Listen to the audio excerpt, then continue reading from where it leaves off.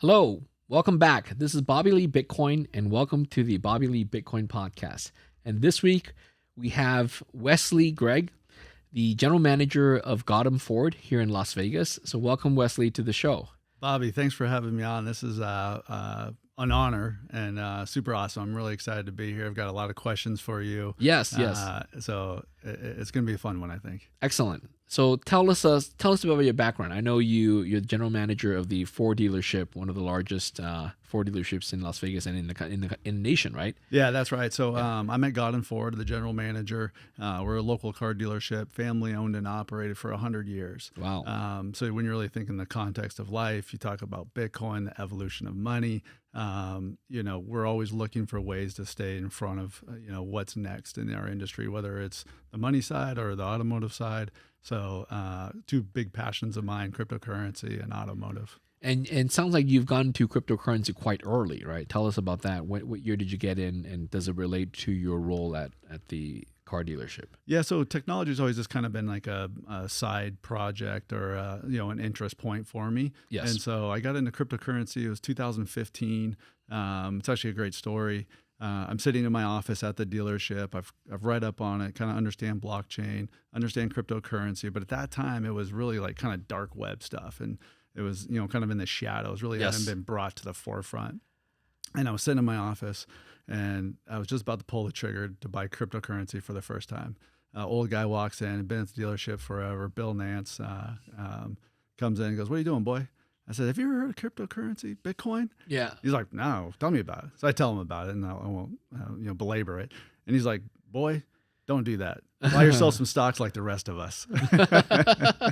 What price was Bitcoin in 2015? What month was that? I forget what the month was, but it was about 240, 270. Okay. In the spring, summertime. Yeah, right around there. Yeah. And I remember thinking it was a lot because it had gone up a little bit at that point. Ended up buying a little bit, not as much as I originally intended to. So that's when I first kind of made the entrance into the market. And then you bought it like using an exchange like Coinbase? Or? Yeah, it was Coinbase was the first purchase of it. Yeah. Got it. Great. So since then it's evolved. It got a little more, sophisticated in my operations of it and how I manage it. But even then I still kind of bump my head, there's no right or, you look at like Luna and the collapses and all this deleveraging and leveraging that goes on. And so even a guy like me who's been in since 2015, I'm still a bit lost. Like what's safe, what's not safe? Where do you hold the money? Long term, what about your short term stuff? And, those are some of the questions I want to throw at you, Bobby, because, you've been in this a long time. Yeah, I've been in crypto, in Bitcoin since 2011. Oh, wow. So it was even more in the caveman days. So you bring up some good points. Crypto is a little bit unwieldy, right? Okay.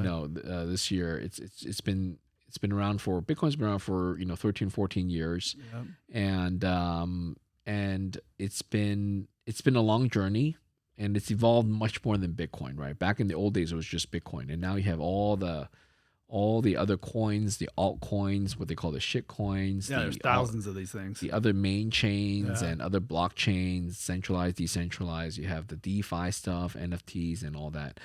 So it's and all the trading that goes on, the leverage trading, the options and the futures contracts, and all that. So it does get a little bit hairy. Yeah. What have you touched?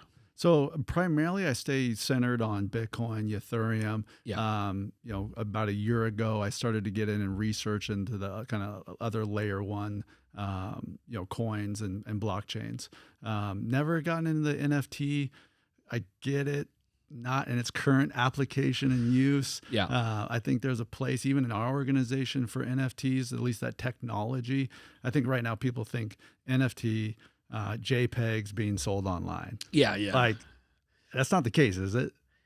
It's pretty much it. The issue, so NFTs are non-fungible tokens. Yeah. In the end, it's actually not the token. It's not the JPEG, because a token is just something on the blockchain. Let's say the Ethereum blockchain has an NFT token, right? So they issue a collection of NFTs, let's say with 10,000 unique tokens. Okay. So each token is numbered. Token number 1, token number 2, all the way to token number 9,999 and token number 10,000. Yeah. And then each of these tokens would then point to a file server that has an image of a JPEG or a clip of a song or a clip of a movie.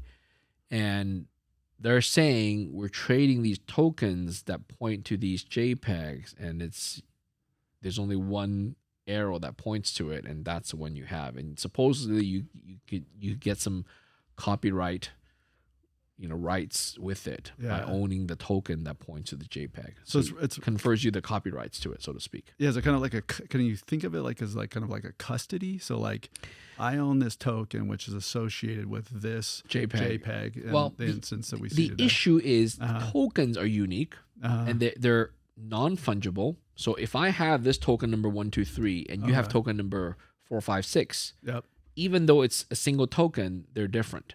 Okay. So we could trade it, and then we could trade it back, or I could give it to you, I could sell it to you, vice versa.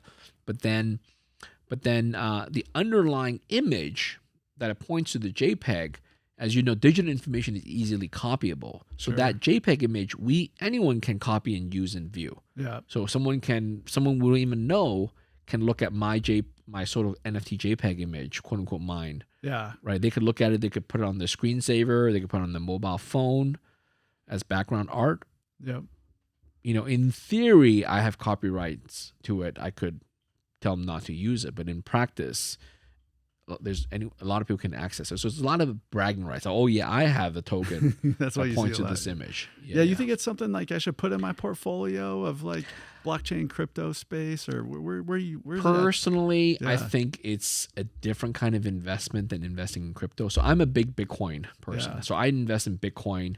I tell people I have some Ethereum, some Litecoin in smaller stakes, but I'm a native Bitcoin investor and a long-term hodler. So I've been holding Bitcoin for over a decade now. Wow. Yeah. And I have yet to put any money in NFTs.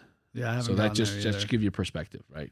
So, Bitcoin, I've watched it kind of evolve, right? I've seen it, where there were really too many on-ramps, right? The accessibility of it was pretty limited.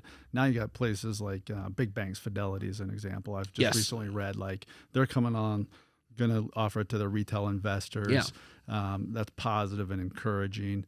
One of the things for me that I find is when I get in conversation with people who haven't been in the space as long, is they're always like, well, what's the value of Bitcoin? Like, really, Great question. And so it's Good like, question. A lot of times I don't even know how to answer that question, right? Yeah. And so what would you say to someone? Let me take a stab at it. Okay, go for it here. So Fidelity, actually, you bring up a good firm. They actually, a few months ago, they published a really good report about Bitcoin. So I forgot the link. I don't have the link, but Fidelity has a really good report that I read in full, and I really endorse it. Yeah.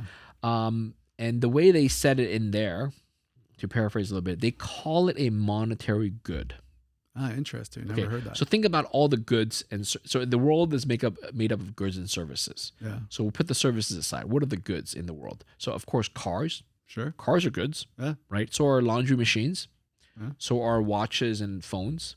So are headphone, whatever gear we use, furniture, shoes, clothing. Those are all goods. And then we have food. Right. Okay. Think of the stuff in the supermarket. These are consumable goods. Yeah. Right. Food. They even rot if you just leave it out there. Sure. Right. So, what's a monetary good? A monetary good is something that can serve as money. And then, so we sort of peel the onion. What about money? Why is this special? Why do we need a special thing for money? Well, it turns out, if you think about the way we function in society, we all work. We have jobs. Some of us volunteer. But the point is, society, the world goes around because we work, we use money as payment for goods and services performed by other people. Sure. To purchase goods and to pay for services. So in the old days, it was barter.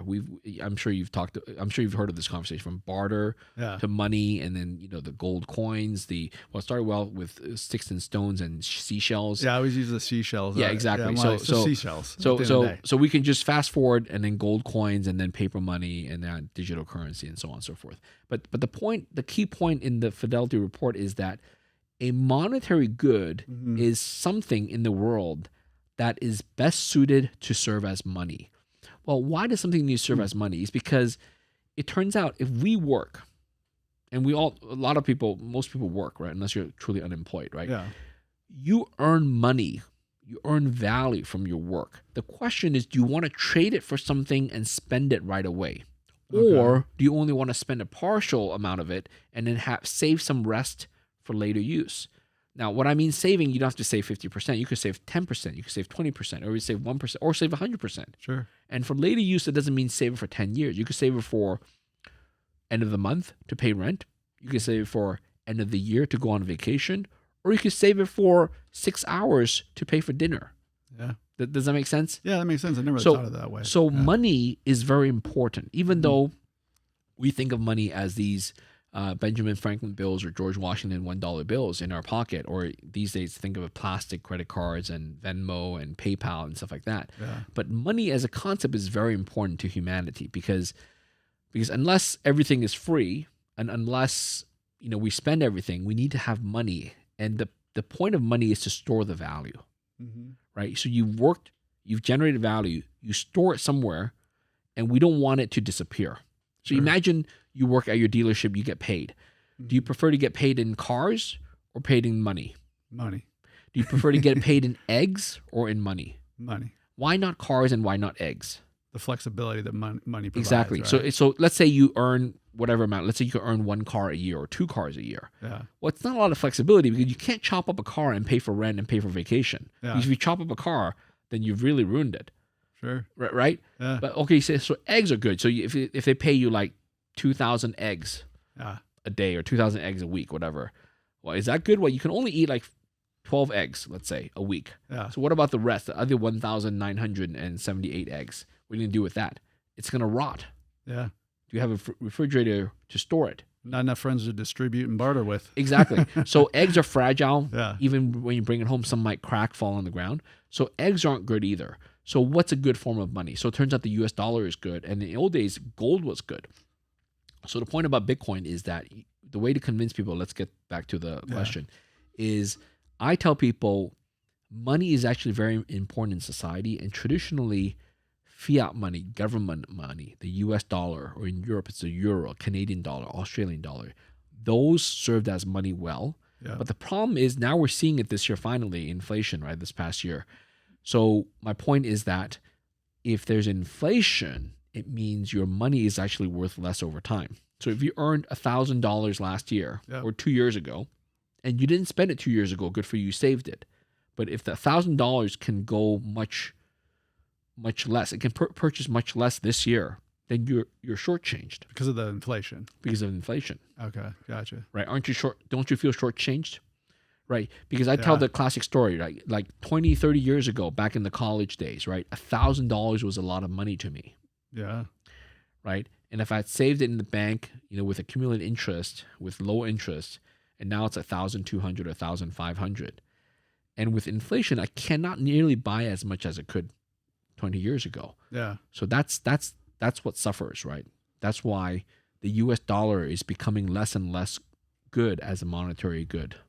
Now, where does that put us? Like, so coming back to kind of what you said a minute ago. Yeah. So it's like, it's you can save some, you can spend some. And so if you're going to save some, you got to watch out for a few things. It sounds like you got to look out for inflation, right? You got to look about, stability within the currency, right? Yep. You don't want it to rot. You don't want it to just disappear. Yeah. Especially against other currencies. Exactly. And so is that where then you bring in, circle back to, Bitcoin as a store of value? Is that to me, Bitcoin's investment value is because it stores value well.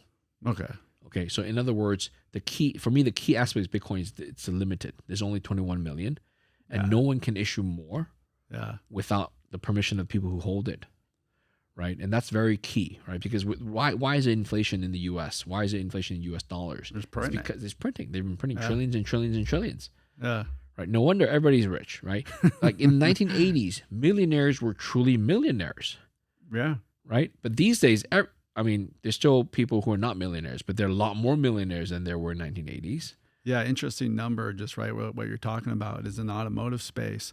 The average transactional price of a vehicle has now exceeded the average American income for the first time ever. To your point, Bobby, this is exactly what you're talking about. It's crazy. Yeah, you can save and save and save with the U.S. dollar, but what you're telling me is that inflation is going to outrun you. Exactly. And that car is becoming more and more expensive. And it's a double-edged sword, right? Yeah. The corporations who profit, but yet people's money don't go as far, and that's really tough for a lot of Americans. Yeah, and so I mean, I got into cryptocurrency just because I'm not like the smartest guy in the room. But when I realized like that there's only 20, you said this earlier, there's only 21 million of them. Yeah. And there's no more coming. Yeah, exactly. And enough people are finding value and benefit to it. Yeah. I was like, well, I might want to own a couple of those. Exactly. So that's exactly it. So it's about owning partial amounts of Bitcoin. Mm-hmm. You don't have to own one Bitcoin. You can own a tenth of a Bitcoin, 100th of a Bitcoin. Satoshi is a unit of Bitcoin. That's the smallest unit. That's right. So you could own 0.00123 Bitcoins. Okay. Yeah.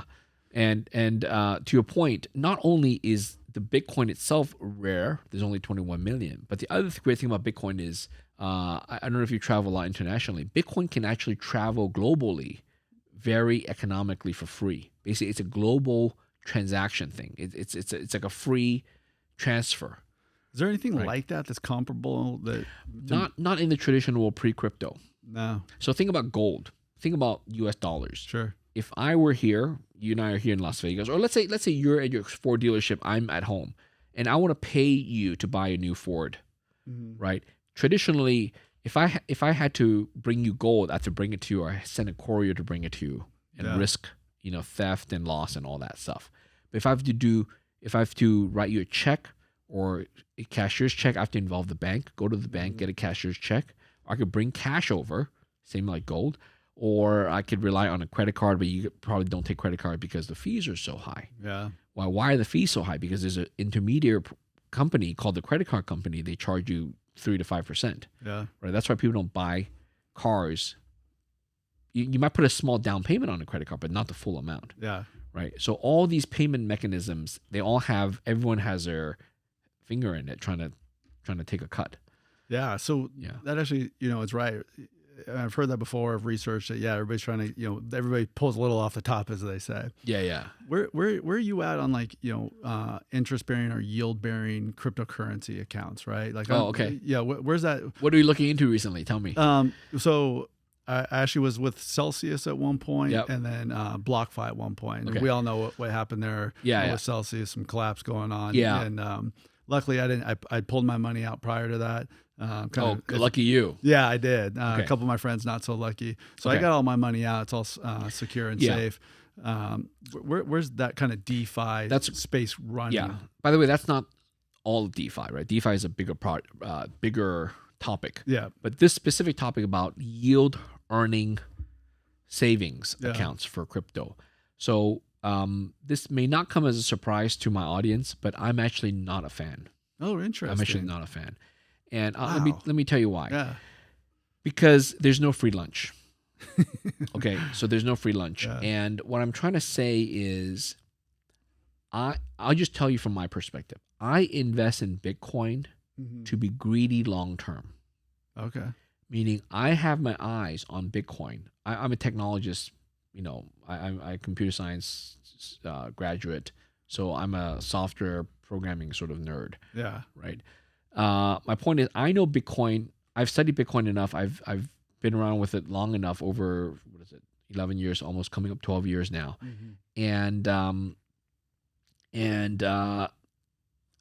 I know fundamentally, I have a strong belief that it's going to go and become very valuable. It's going to become the go-to global reserve currency for the whole world. Okay, because of the 21 million unit, the fact it's decentralized and all that stuff. And people put a timeline on that? Is there a timeline, or is it 20, 50 years? Gotcha. Okay. But it's long term. Yeah. Don't get me wrong, it's long term. Okay. Yeah. So meaning it's going to be in the millions of dollars of value compared to today, 20,000, 30,000, right? Sure. So we're talking about 100x from today. But that's a long term. So my point is, I really want to see that happen, and I'm not greedy about the short term yield, 1%, 5%, 10%.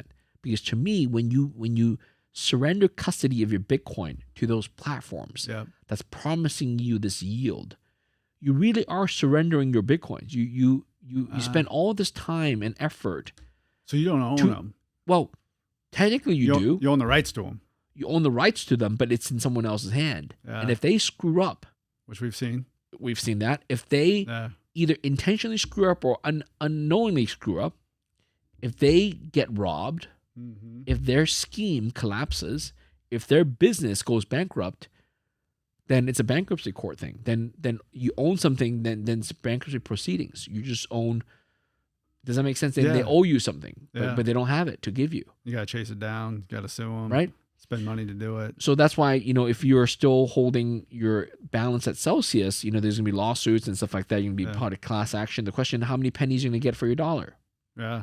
Right. Whereas if you took it out and you never invest in Celsius, you have your full Bitcoin. So that kind of, Bobby, that kind of brings me to like Mount Gox, right? Yeah. Like, yeah, we saw that. Yes. This is a long time ago. This is before you got in, right? Yeah, before I got in. Yeah. I have a friend who was in at that time. Yep. Great guy.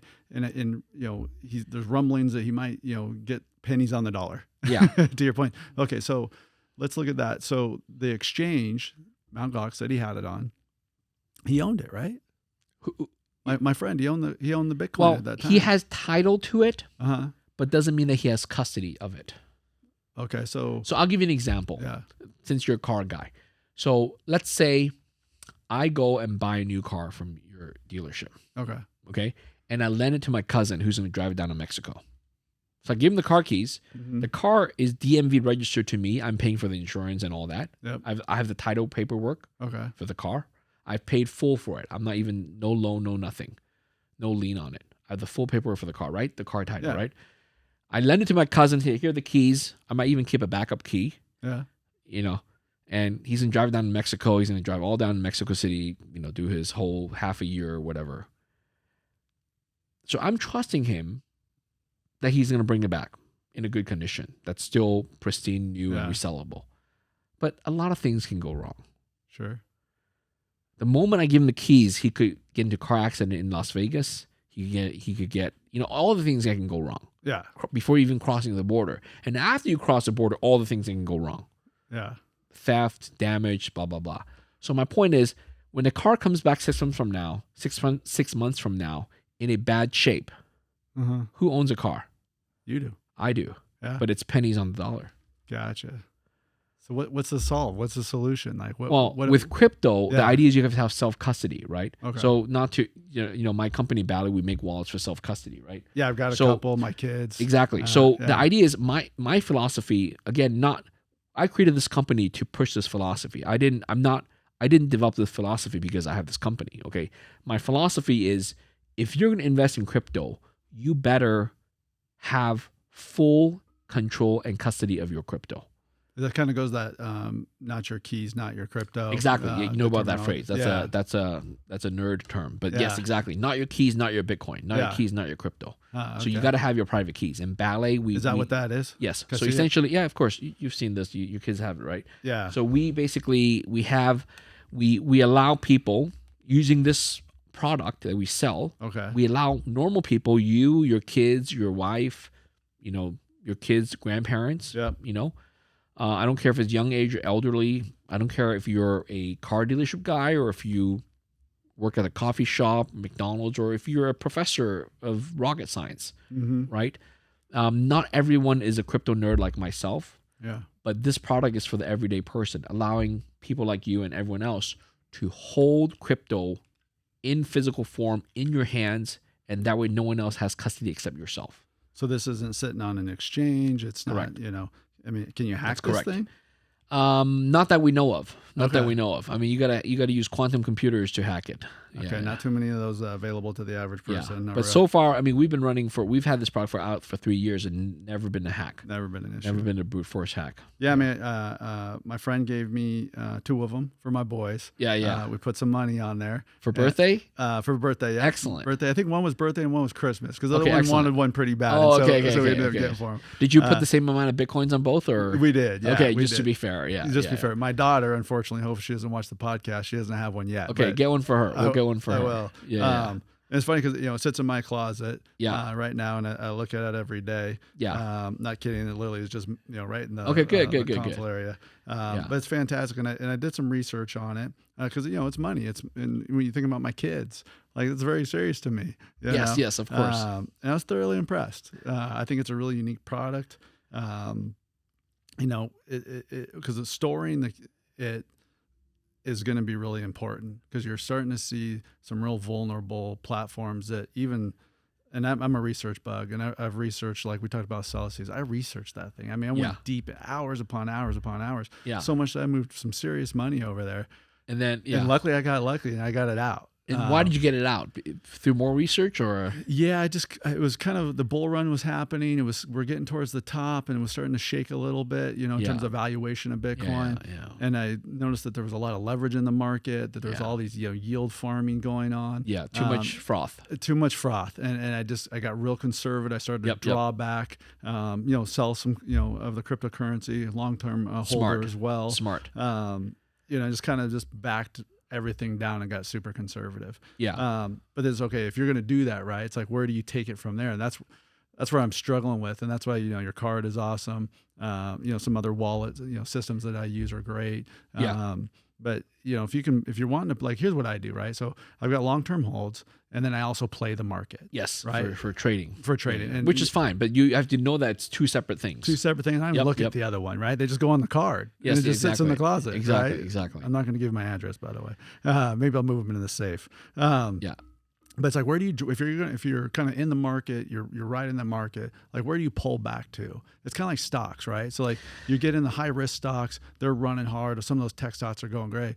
But like at the beginning of the year, you better find another place to put your money. Inflation's going up, stocks are going down, so the same kind of a concept here. I feel like the market's running, we're in this bull run, it's exciting, people are making a lot of money. You start drawing down your profits, dollar cost average out of this thing.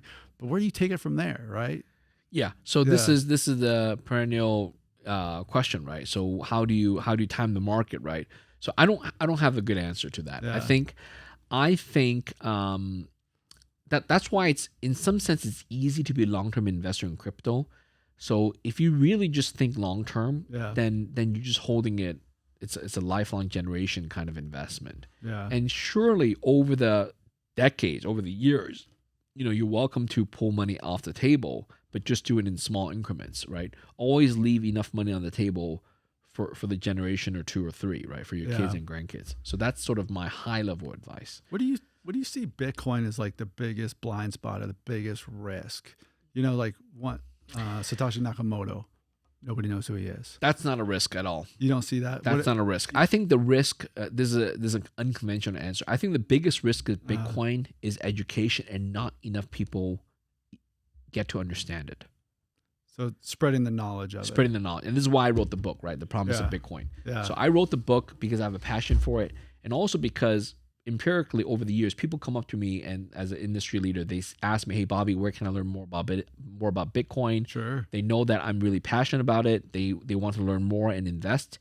And up until publishing this book, I don't know where to tell them, right? So I put topic. I've gathered all my thoughts in one book, and this is the book, The Future of Money: How It Can Work for You. So now I say, hey, go read my book, and then if you have follow-up questions, I'm happy to answer that. It's awesome, Bobby, because I got in 15, right? You're in 11. There were no books. Exactly. There were no books back then. I was not reading anything. It was just, you were just kind of guttural at that point. Yes, exactly. So it's great. I'm definitely going to get a copy. And yes, I'll sign a copy for you later. Put in my repertoire of knowledge-based stuff. And then for your kids, your children are young, but one day when they grow up, they can start reading it. Yeah, I got my kids involved in it. I got to be honest. I got them the cards. I got a BlockFi clock at home. Yeah. And so they always ask me, what's the price of Bitcoin, Dad? You see it. Yeah. So they see it. They're aware of it. And there's some intentionality there, because I'm like you. I think I'm going to wake up in 20 years, God willing, and my kids are going to wake up in 50 years, and this is going to be a part of their everyday lives. Exactly. And so to educate them now, and at least as, they're 6, 5, and 3, right? I'm not telling them about how the blockchain works and the decentralization of it and the nodes that are running all over the world. I'm not getting there. Yeah. But where I'm going is like introducing them to it, right? Just the same way we teach them about, USD right now, and the values in each of those of that currency. So that's great. What's it look like? 21 million Bitcoin, enough people wake up to it, they start buying it. Mining of Bitcoin. And there's so much that goes into it. And then there's all, kind of the FUD that's out there, energy consumption. They say, I think is this right? Correct me if I'm wrong. It's like 21 billion Bitcoin. The last one won't get mined, for another 100 years. Yeah, exactly. So the Bitcoins, the total amount has been set. Uh-huh. It's just that how many come out into circulation. Think of think of the central bank of Bitcoin. Yep. Right? Think of it that way, even though that's not technically. They've printed and minted 21 million Bitcoins. Okay. Now, in the first 4 years, it issued half of it, 10 million in circulation. So 10 million was out in the public. Okay. The remaining half was held inside the vault, so to speak. It didn't come out yet. Yeah. And then the next 4 years, it gave out another half. So every 4 years, it gives out half of what it has. Okay. Okay, so now about 19 million are in circulation. There's less than 2 million in the vault. Wow. And the 2 million will give out another 1 million in 4 years, and another 500,000 in another 4 years, another 250,000 in another 4 years. And it's going to go all the way down, and it's going to take literally 120 years or so before the last smallest fractional amount gets given out. And the smallest fraction is 0.000000001 Bitcoin. Wow. So there's 8 digits behind the zero, behind the decimal point. Yeah. Yeah. You know what's wild about what you just said, Bobby, right there? Yeah. Is you're talking about, it's the halving. The halving, that's right. Every 4 years. Every 4 years, less and less and less and less. Yeah. Like earlier in the conversation, what we were talking about, the federal government, the USD. They just print more It and was more just and print more. more and more and more. And that's why our money is becoming like toilet paper. I mean, not quite yet, but it might. But where's it go, right? Like, okay, you got Bitcoin and what you just described. This is what I get excited about. Yeah, that's why Bitcoin, I think, is the future of money, right? It's a reserve currency. Yeah. So if you look at, okay, let's take what you just said, like halving, all the way down to 8 decimal points, zeros behind it, and then the government printing. Yep. Like, where are you going to put your money? So that's why down the road, I think people will realize they don't even want to get paid in U.S. dollars. They'll use U.S. dollars as intermediate to pay for something. Sure. But so it's kind of like, think of money, right? You don't, like, U.S. dollars today is actually in 3 different forms. There is the physical coins, which we don't use anymore. Right? You don't see coins in casinos anymore. You don't see coins in circulation anymore. Yeah. There's dollar bills, the paper notes, and then there's electronic money. Yep. Right. So how often do you have dollar bills and coins? Never. I mean, my wife literally my sons wanted some coins. She pulled out 4 of them. Yeah. Back up when I was a child, I asked my mom for some coins to, stack and count and throw in the piggy bank. Yeah, a lot. Thousands of them. Yeah. Right. So my point, the point I'm trying to make here is that today, if some place takes cash, you have to go to ATM to get the cash, and then you spend it. So just a small amount. So in the future, it'll be like you hold your money in an account that I believe will be Bitcoin based. Okay. And then you'll use US dollars when you need to, like pulling some cash out, and then you'll just spend it.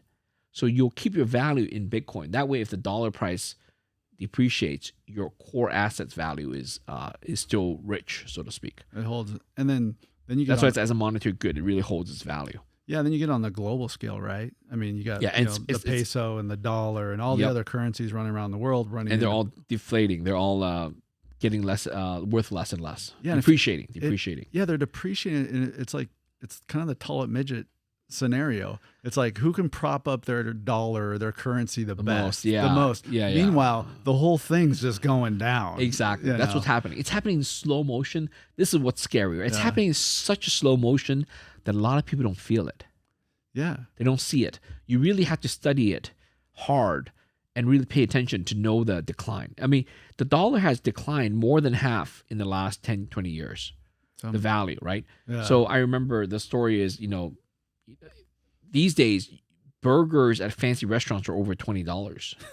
Especially in Vegas. Right, especially in Vegas, right? Milkshakes are over $10 or whatever, over $5. Yeah. Back 30 years ago, it was in Pulp Fiction, the movie, there was a joke about how the strawberry milkshake was $5. Like, that's so expensive. Then, right? But now it's like, oh yeah, of course a milkshake's over $5. Yeah. We don't even bat our eyes twice, right? Yeah. So what's going to happen down the road when a steak dinner is over $100, right? And some places are already like that. Yeah, I mean, it's real. I mean, I went to a fast food place recently, and I don't go there a lot. So I go through, order number 3, 5, whatever. Yeah. And then, we'll have your, the cost at the window, right? Yeah. And your total Sticker at the shock. window. It was sticker shock. I'm in the car business. Hard to do on me. Yeah. And they're like, that'll be $8.25. And I said, well, I just ordered a number 3, just a medium. And they're like, yes, sir, that's right. $8.25. $8.25. I'll never forget it. What used to be $3. Right? Yeah. I mean, you can't take your kids out and do those things. So, yeah. You think that as people begin, the adoption rate starts to go right. And one of the reasons why I'm here, to be with you is to kind of understand how, I run, as you mentioned earlier, Gaudin Ford. We're one of the largest Ford stores in the entire country. We do over 3,000 services in a month. We sell 250 cars a month. Yeah. We are actually getting requests. Can I pay in cryptocurrency? Yeah, that's great. You should do it. Yeah. And at first I was like, well, I guess. I'm into it. I understand it.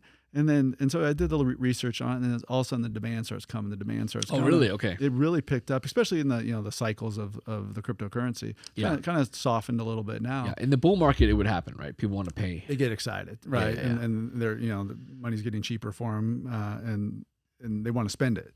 Yes. And they want mechanisms and ways in which to do it. And so we're starting to go down that path. We've I think it's Coinbase that we're working with now. Perfect. To be able to Awesome. take cryptocurrency through a transaction. Do you think that will just become commonplace?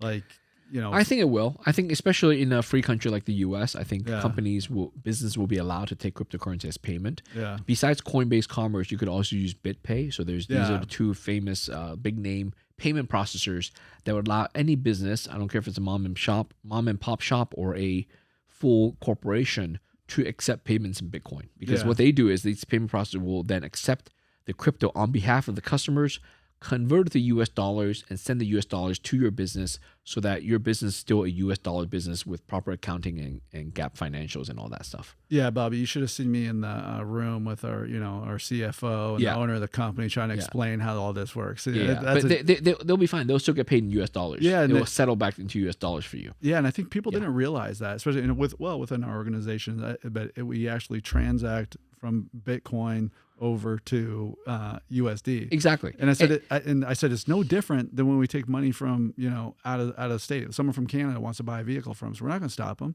Yeah. But we're going to convert the Canadian dollars to US dollars. To US dollars. Yep. It's no different. And right? same thing with credit cards. Right? When literally someone gives you a credit card, it's a plastic credit card. You're right? Because what happens is Visa, MasterCard, American Express, they would then pay you the US dollars after the fact. Yeah. Right? You're not literally chewing up the plastic and putting that in your coffers, right? Yeah. So like when you look at portfolio, I know you're not a financial advisor, but when you look that's another thing I kind of struggle with is how much should I allocate? Let's say I'm going to use it as a store of value. Yeah. Do you have any advice or what's your recommendation? Yeah. What percent, are we talking percentages, or hey, just find a way to get yourself one Bitcoin and hold on and wake up in 20 years and you're going to feel pretty good. Yeah. So so obviously we can't give official financial advice, right? But what I tell people is if you're brand new to it, consider allocating 1% of your net assets, of your net wealth, because 1% is diddly, right? If it goes sour, you could lose it. If it goes south, no big deal, right? Yeah. For someone like you who's been in crypto for 7-8 years, you could consider 5%, 10% or more. Yeah. Right. If you feel comfortable about it, it's really to each his own, to each her own, right? Yeah. For your children, they're so young. I don't know if you allocate stocks for them or treasury bonds or Bitcoin. Yeah. But for them, 100%, 50% doesn't really matter because what you're giving them or what they're getting as birthday gifts, Christmas gifts, just a small amount in terms of what they can eventually build and eventually earn on their own income. Does that make sense? Yeah, no, it makes sense. Yeah. So for them, I'd say go wild, right? Yeah, it's funny because I kind of feel the same way. It's like, man, if I would have bought some Bitcoin from them, I had Bobby's awesome, wallet card here. Yeah. And I just left it. Think about it. I would have let's say I bought them each one, $240. Yeah, back in 2015. Back in 2015. Yeah. Their college would be paid for. Yeah. Well, not quite. College prices have gone up. That's true. Yeah, that's true. But it'll go far. It'll go far. So it's, and I think you can just take that now and just kind of fast forward, right? Yeah, and it's not too late, by the way. Right? You can they're still young, your kids. You can still buy more Bitcoin, get more ballet cards for them. Yeah, I get that a lot, Bobby. Right? People ask me, is it too late? Did I miss it? Not too late. Man, not too late. I'm like, that's like saying, did I miss the internet in 2002? No, you exactly. didn't. It's not too late. It's not too late. I promise you. So that's another one that comes up quite often. I can handle that type of question. It's not too late. I mean, there's a lot of upside to this, especially when you put it against, like we were talking about earlier, the currency and the struggles that we're going to see in that space as well. Ethereum. You want to talk Ethereum? Sure. 'Cause I like talk a little bit. Ethereum. Yeah, tell me. What do you proof of work, proof of stake? Where do you put your Ethereum recently switched over to proof of stake. I think it's a good move. Okay. I own some Ethereum as well, and I think overall it's good for the industry to see. I applaud Ethereum for having successfully switched over. Hardcore. It's like cold turkey, right? It was all proof of work one day, and boom, it went to proof of stake. They've been talking about this for years, for 3-5 years, right? Yeah. So it's finally see it happen in 2022. I think it's amazing. Yeah, I think that was one of the greatest technological, can't say the word, achievements I've ever seen from a pure technology point of view. That's right. I mean, they went from proof of work to proof of stake, Not zero easy. hiccups, Yeah. billions of dollars, at risk without a flaw. Yeah, I think kudos to them. That's really good job. Well done. Yeah, so everybody thought at the time, it's deflammatory when you go to proof of, stake. Yeah. And its since has fallen. Yeah, we'll see. I mean, the jury's still out. I think long term, whether proof of work, proof of stake, which is going to be better. I mean, we have plenty of time, right? We're so early. But you think that do you view Ethereum and Bitcoin differently? Oh, very differently. Okay. I see them very differently. I think Bitcoin is what I call a monetary good. I mentioned earlier. Yeah. It's for me. I'm investing in Bitcoin because I'm investing in the concept of money. Okay. It's the future of money, and my bet is Bitcoin will become the future of money. If my bet comes out to be true, I will profit wildly from my Bitcoin investment. Yeah. Okay. Now, Ethereum, in my opinion, Ethereum is not going to become the future of money. It's not a monetary good. Ethereum is more like a commodity like natural gas or petroleum oil, where it's used as a lubricant to make other things happen. Gotcha. And the other things are tokens, ERC20 tokens, DeFi, stable coins, NFTs. Yeah. Now they have something called SBT, soul-bound tokens, all these different sort of DeFi, blockchain applications, blah, blah, blah. Good stuff. I don't necessarily use them day to day, but a lot of people do. Sure. And that's what Ethereum empowers. Ethereum is the gas, is the underlying lubricant that makes that happen. And if that stuff happens and becomes more and more pervasive in society, then Ethereum price will go up as well. So if you bet on Ethereum, you're betting on that. Yeah, and they're not mutually exclusive, right? Bitcoin can succeed, Ethereum can also succeed. Now, which one will succeed more? I personally think Bitcoin will succeed more. That's why I have more money in Bitcoin. Okay. But that's no way to say that Ethereum will fail. Yeah. Yeah, it's interesting because it's interesting, and over the years, right? That I've been in it. I've kind of waxed and waned about use cases, how you view it. It was interesting. You used, Ethereum as a commodity, oil. The SEC might be going that direction. We don't know at this point. Which fundamentally changes it to a degree. But I kind of see it the same way you do. Ethereum, I kind of see as a kind of a network effect. Yes. And this network build out. And the more people that are on the network and it's secured, it brings value. It's a value system, and therefore the price could move in accordance with the value of the network. Very good. Very good. It's the way I've always viewed it. Bitcoin is really, a store of value. That's kind of, in the last few years, that's kind of where I got to on both of those. I just was curious if you saw it differently to realign how I think of it. But I'm pretty bullish on Ethereum. Maybe not more than Bitcoin, but just like you said, it's kind of different. It's buying high risk stock potentially versus something that's tried and true. Bitcoin being tried and true in my opinion. Yes. Not too many people messing around with the code. It's pretty set and baked in there, and I think that's the exciting part about Bitcoin. Yeah. Okay. Good. So. Great chatting with you, Wesley. Yeah, Bobby. I can't Thanks believe for it's all the amazing over. questions. Yeah. So we'll wrap up for today. Okay. And I want to thank the audience for joining the Bobby Lee Bitcoin podcast, and hope you guys come back for another episode soon. Okay. Thank you, Wesley. That's great, Bobby. Thank you so much. Appreciate it. Okay. All right. Bye-bye.